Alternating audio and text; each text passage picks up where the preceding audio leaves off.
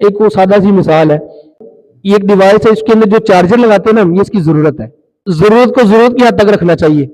100% ہو گئی، پن کو نکال لیں. اگر ہم لالچ کرنے لگ جائیں کہ یار میں پن لگا کے رکھتا ہوں، لگا رہے آتا ہی رہے گا نا، پاور ہی آ رہی ہے اس کے اندر، لگا رہے، فائدہ ہے کہ نقصان ہے؟ نقصان ہے نا، ڈیوائس پھٹ جائے گی، بیٹری اس کی پھول جائے گی. اللہ تعالیٰ نے جتنی بھی چیزیں پیدا کی ہیں نا، یہ ہماری ضرورت کے لیے ہیں، ان کو ضرورت کی حد تک ہی رکھنا چاہیے.